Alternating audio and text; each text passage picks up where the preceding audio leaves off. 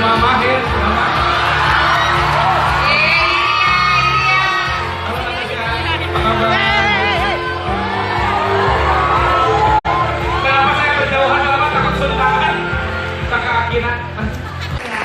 Terakhir nih, ini kembaran saya ya. Natasha. Jangan iri dong. Apa kabar? Baik. Baik. Tadi sampai sini jam berapa? Karena acara di Karawang, jadi aku nginep di Karawang. Oh iya, luar biasa. FYI, saya nggak nanya hotelnya di mana, tapi di sini pada datang ke sana ya.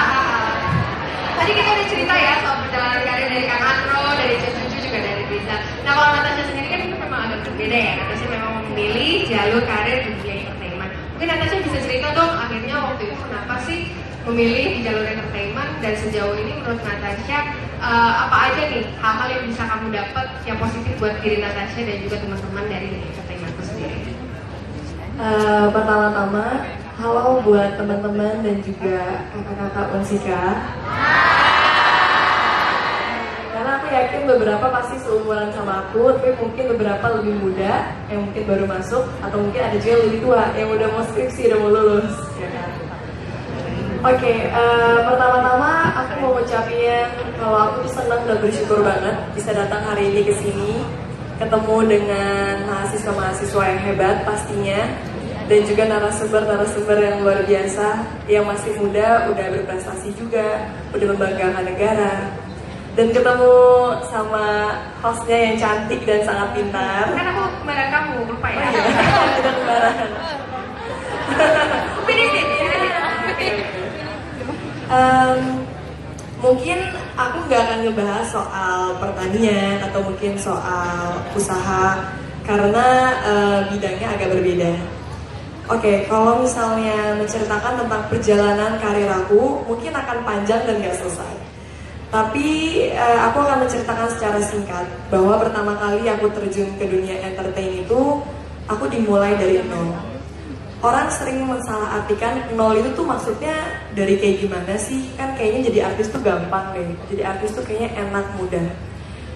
Aku pertama kali tuh berasal dari daerah juga. Jadi aku dari Banjarmasin. Dari Banjarmasin, Kalimantan ya? Dari Kalimantan. Aku berasal dari keluarga yang sangat-sangat sederhana.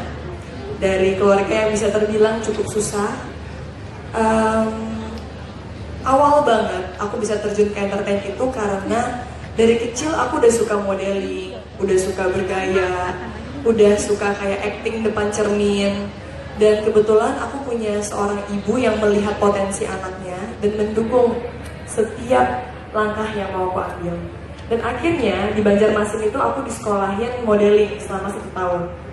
Dan setelah itu aku sering ikut lomba-lomba fashion show, aku sering datangin lomba-lomba fashion show, mulai sering menang di daerah-daerah, dari lomba baju adat, terus lomba-lomba di mall, sampai akhirnya aku tuh dapet panggilan untuk ke Jakarta dari salah satu agensi iklan.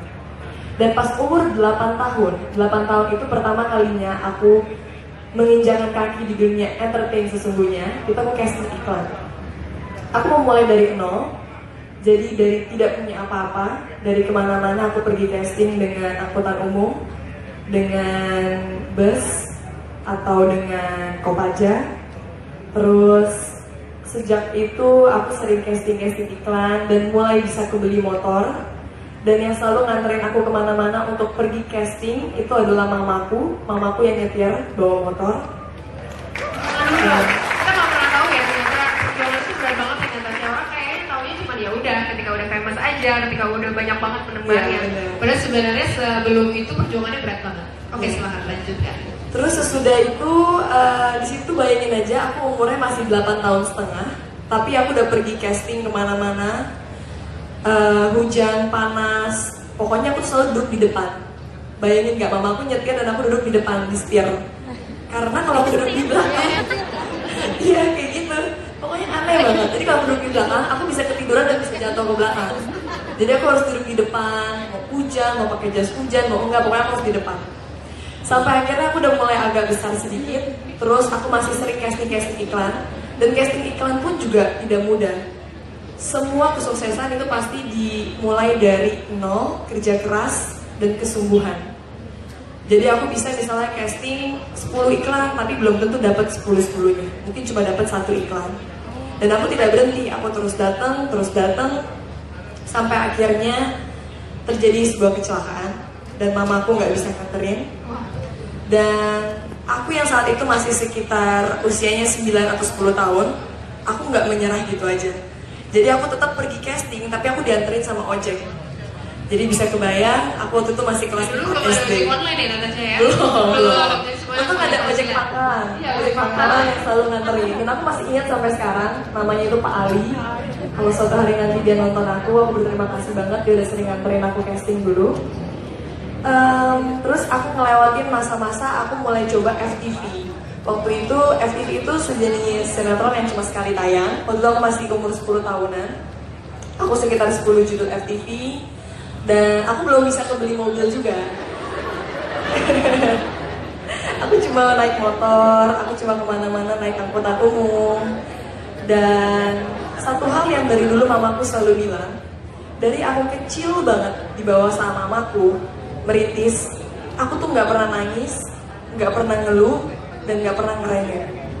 Jadi aku selalu tersenyum, aku selalu berusaha. Seandainya aku nggak berhasil, nggak dapet iklan ini, nggak dapet sinetron ini, aku berusaha lagi besok.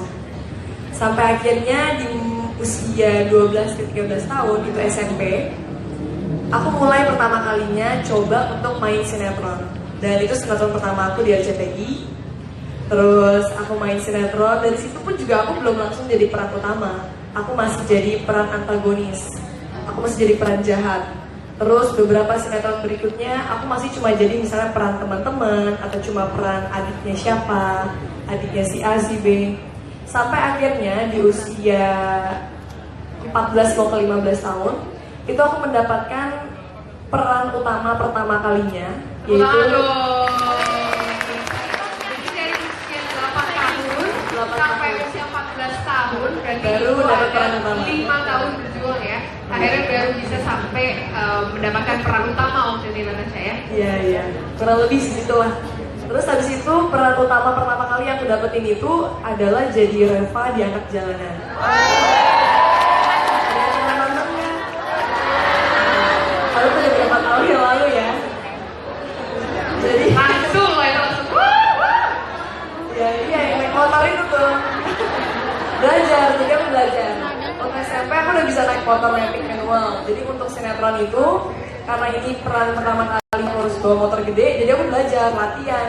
Hai Pernah semua, jatuh, sekarang sedang ada pernah talk juga show pakai dari stand-in, Natasha Wilna pernah dan juga, beberapa narasumber nggak bisa bawa, yang harus terhebat. pelan-pelan. Tapi akhirnya seiring berjalannya waktu bisa. Nah itu adalah pertama kalinya aku mendapatkan peran utama. Sampai akhirnya sekarang, berapa tahun kemudian yang aku terus berusaha untuk mempertahankan, memaintain. Cuma dari keseluruhan cerita itu, aku yakin bahwa setiap orang tuh pasti punya perjalanan karir, perjuangan hidup yang pastinya beda-beda. Tapi satu hal yang aku yakin, setiap kesuksesan itu, satu, pasti atas kehendak Tuhan. Karena atas doa kita, entah doa orang tua kita, doa orang-orang yang sayang sama kita, atau doa kita pribadi yang di atas. Terus yang kedua, itu karena kerja keras. Kalau misalnya kita kerja keras dan pantang menyerah, mungkin emang sekarang belum waktunya kita sukses. Tapi Tuhan selalu tahu waktu yang terbaik untuk kita saat nanti kita bisa sukses. Jadi jangan pernah menyerah, jangan pernah mengeluh. Kalau seandainya setahun, 2 tahun kalian belum sukses, it's okay. Aku hampir 11 tahun baru akhirnya di posisi sekarang. Iya, jadi kalau misalnya judulnya baru ditolak dosen 1 kali ya, jangan langsung. Ya, ini biasa nih kan pejuang-pejuang kalau kalian kayak Kang Agro mahasiswa itu, jangan langsung down gitu. Aduh, judul gue ditolak, revisi lagi. Udah harus ya terus menerus pada akhirnya nanti apa yang kita pengen juga akan terwujud ya Natasha ya. Ya betul. Dan yang ketiga, kita harus punya ketulusan hati. Ketulusan hati saat melakukan apapun yang kita ingin lakukan. Bukan sesuatu yang orang lain ingin kita lakukan, tapi sesuatu yang emang dari hati kita memanggil untuk kita melakukan itu.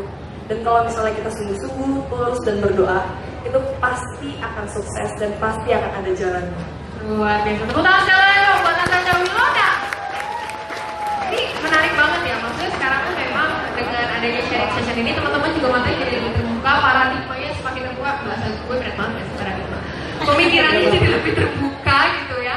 Tentang sebenarnya memilih jalur karir itu macam-macam gitu ya, bisa kerja di korporat seperti Riza, atau mengikuti passion seperti Natasha, atau juga menjadi wirausaha yang sukses seperti Kang Andro atau Juju.